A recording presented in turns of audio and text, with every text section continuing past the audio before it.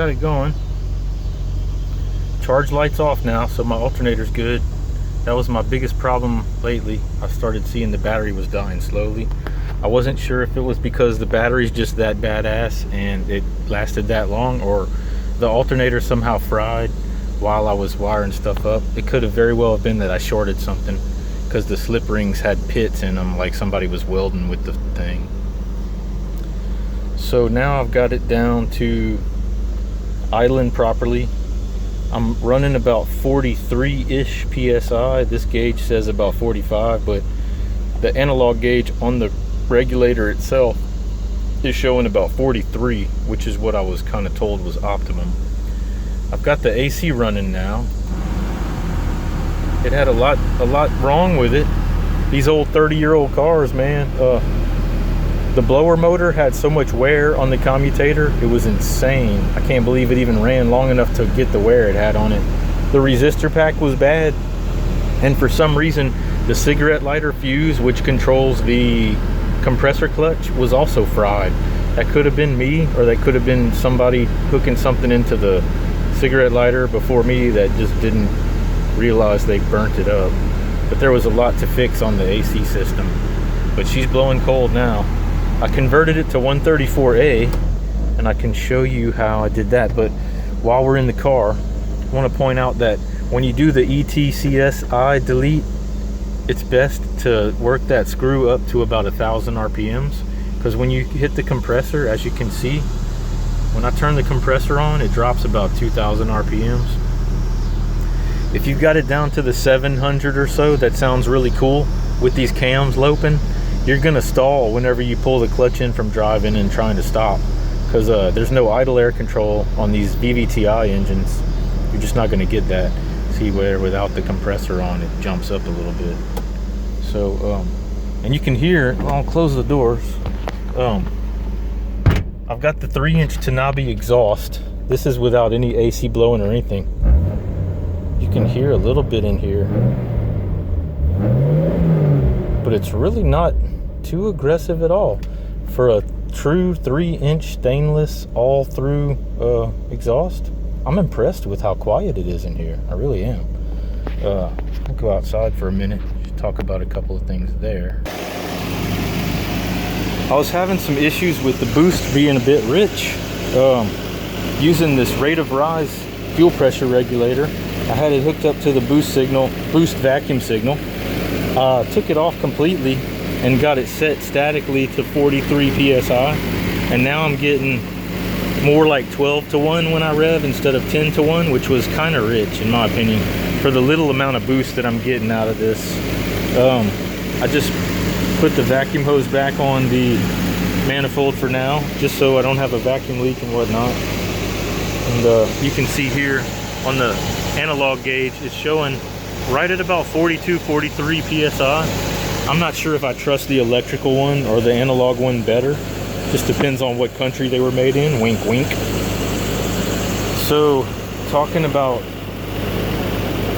the AC a little bit, the conversion to the 134 was not that complicated like I thought it would be. I suppose as long as you've got the hat of the compressor from the 7M engine and you bolt it up to the 2JZ compressor, they bolt right up, and the O-rings work and they fit perfectly. I guess in a pinch, if you're okay with leaving the old oil in there, you could just do the conversion nipples that are 134A to R12 for high side and low side. I was a little bit more of a purist than that, so I went ahead and got new lines, both new compressor lines, a new dryer, a new parallel flow condenser, which is supposed to work better with 134A. I believe Rock Auto sells one. I think I got this one on eBay. I went with the cheapest bidder this time. Shame on me. And I took the stock evaporator out of the firewall. I flushed all of the hard lines out, and in my personal opinion, you don't need to buy that really expensive air conditioner flush liquid, because I find that Berryman's Chem Tool B12 does just as good. You give it enough time to dry. And when it comes time to evacuating the system, if you pump it down for a solid day and you see that you don't have any leaks, then I mean, that's plenty good in my opinion. You can buy the entire O-ring kit for this system, and I replaced every one of them. There's O-rings, there's about 3 or 4 O-rings in the compressor. There are 2 here. There are, I want to say, 2 or 3 here on the pressure sensors. There's 2, one on each of the hoses going into the evaporator. The evaporator itself doesn't have an orifice expansion tube like most of your American vehicles. It has an expansion valve, which I replaced. There's a couple of valves, O-rings inside that valve, and they're all inside the car. Of course, all of that has to come out, and I did have it out for a while. Perhaps I should have done a video on that because I haven't found one on how to do that.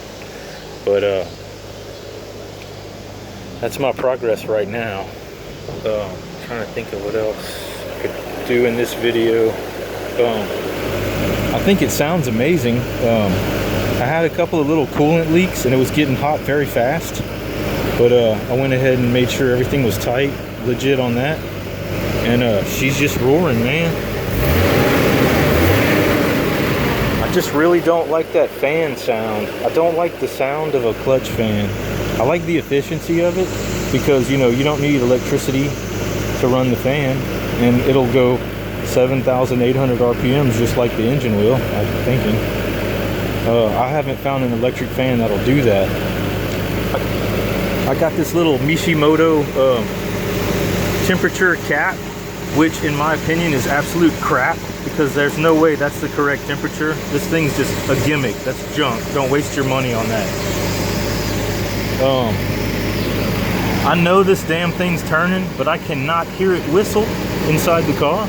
So I'm not really sure if I'm getting boost because my factory boost gauge doesn't respond. It doesn't do anything. First I was wondering if maybe I'm choking it because I've got, this is a 4-inch Borg-Warner intake. It goes down to 3 inches and then it opens back up to a 3-inch filter that I've got under the hood right here, or under the fender. I figured that was the best place for it. Once I put that mud flap in the way right there, that's gonna keep the wheels from putting sand on it. But it's got a direct, you know, feeding zone, I guess, from the road right here when the air comes in right there. That was my thinking for installing it there and keeping out the under hood heat from this pipe, although it does tend to get hot a little bit when you're driving down the road. Man, I just can't get over how smooth this engine runs, even with those big cams in it. So yeah, it's definitely a work in progress, and I will post another video about the instrumentation next, probably, because there's a lot of questions about, you know, how do you get this to, this gauge to work, that gauge to work. Still need to figure out if I can get my factory boost gauge to work. If not, I'm gonna probably buy some kind of aftermarket thing because I just don't see a point in wasting time on the factory boost gauge, since I'm probably going to boost higher than 8 pounds someday.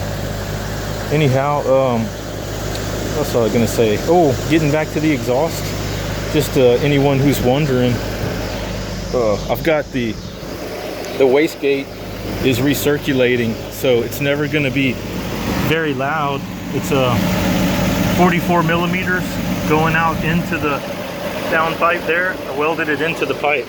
So if that wastegate ever opens up, which I don't have anything hooked up to it right now to open it up, I don't have a vacuum hose on it. It should be sick loud out here, but this is the most I get right now.